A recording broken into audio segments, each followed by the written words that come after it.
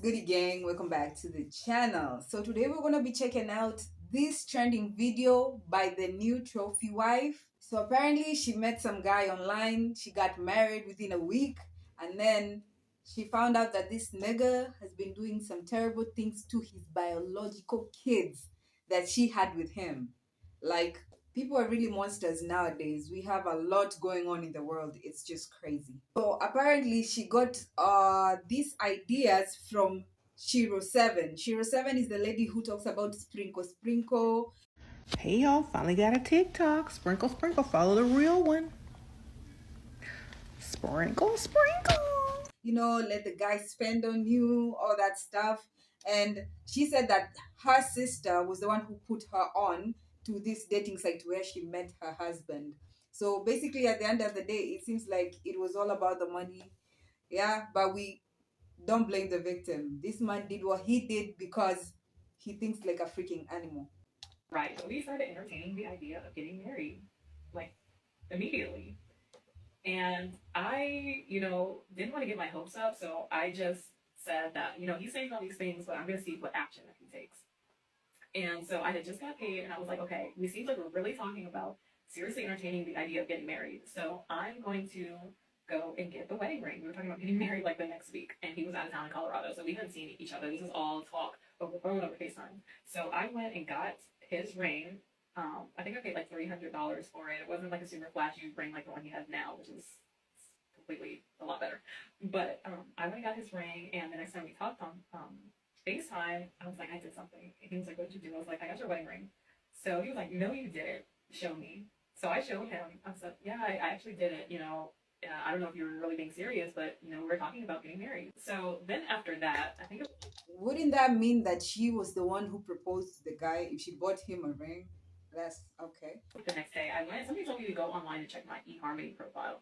So I went on there and I saw that he had updated his picture, and I was like, oh no, this dude is playing around. Like, I'm glad I didn't spend a whole bunch of money on this ring. Like, he was just playing. And I screenshotted it and sent him a picture, and I said, it doesn't seem like we're on the same page. So yeah, I'm done with this. And he texted me. He was like, or I think he tried to call me. I didn't answer. And he texted me and he was like, no, I'm serious. I am going to marry you, in caps. And I think that evening he like ended up going and buying my ring. Yeah, he went and bought my ring. And the ring that he got me is not the ring I have now. It was a nice ring, but it wasn't nearly as big as the rock that I'm currently sporting. But when he showed it to me, in my head, I said, it's not about the ring, it's about the marriage. And I definitely think that that's something that you ladies should keep in mind, is that if a man's going to propose to you, don't make it about the ring, because that can really turn a man off and make him think that that's all that you care about is having a big ring, when it's more important to have the marriage. And I knew that in my heart. I was like, all right, I'm not going to say anything about the size of the ring. Still a nice ring. I'm going to take it and we're going to get married. So we ended up getting married the next week. Yeah, I don't know why people make such a big fuss about having a big ass blinged out wedding ring when, once you're married, nobody really cares to look at it again, except you, maybe, and your friends. Everybody was shocked. Also, something that I want to let you guys know is that becoming his wife and really being the kind of woman that could just get a ring like that took work. At that time, I had really become a better version of myself, a better version of the woman that was dating thugs and, living in some kind of secular lifestyle. I had to become the kind of woman that a man would want to take around his colleagues and his mother, and be the woman of adding value to him just by standing next to him. But yeah, I know it's kind of a interesting story, but I also helped two of my sisters to get married. They both got married in less than a year as well. So I'm really Wow. good at knowing how to get women the ring and to get the kind of men that you would be proud of. So if you ladies are interested in learning more about how to become a trophy wife, She said she knows a thing or two about helping women get married. Like, how? Because every individual that everybody's dating is not the same as the last. So, I don't know. Got my hands up on that one. But before we get to this other video, so a little bit about her background. She was born as a product of her mom being violated, and also she was violated as a as well. So this is very sad to see that this happened to her. Really, really sad. So let's be sympathetic. Despite the fact that she got married in such a short amount of time, it's not okay to blame her for everything, yeah? It's trauma. I think shortly after we got married, and this is something that I haven't talked about, I started noticing like certain things changed with him. And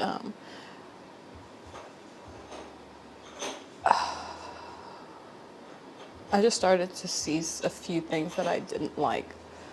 But I honestly thought that some of these were things that I could get past.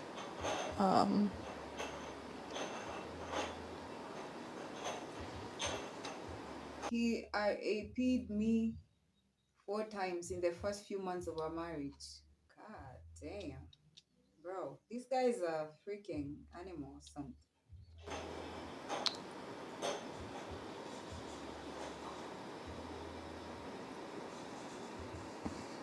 It's like sad to even say like I could get past some of these things. Um, I don't even know where to start. 6 weeks ago, I was changing my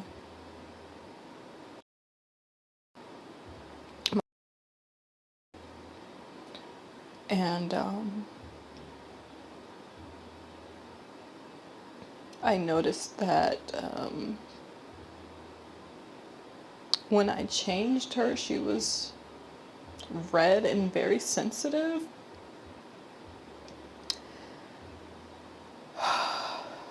And immediately, my first thought was, did someone touch her?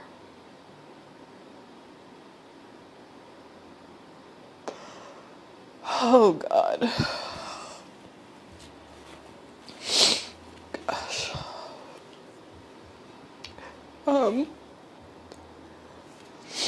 So I asked her, I said, baby, did somebody touch you?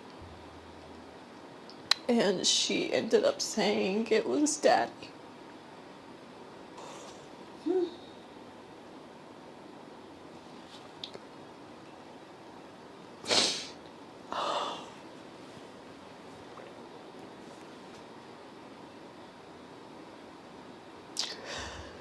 My husband wasn't home at the time when she told me, but I knew he would be coming home soon, so all I could do was just say, don't tell him that you told me. And I just instantly started trying to think of how I could get my kids out of the house. Because I knew if I confronted him or asked him about it, that he would just lie. And that he would probably just continue to keep doing stuff to her, but just become more covert or more sneaky or whatever. As soon as my husband got home, he was actually picking up the boys from school, my 2 older boys from school.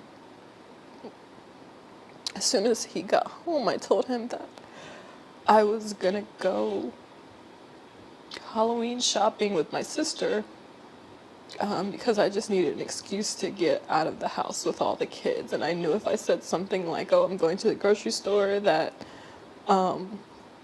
it would be suspicious. Like, why am I bringing all the kids and like packing things, like things that we would need and things like that. So going Halloween shopping was the best thing I could think of to just hurry up and get the kids out of the house. I'm sorry, I had to get myself together. So when I got to the hospital, they basically told me that we had to go to another hospital because they didn't do physical exams like that kind of physical exam there. So a police officer escorted the kids and I to another hospital where they were able to evaluate.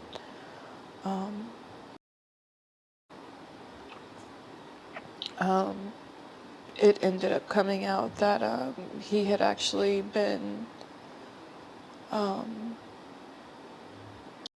both of my daughters,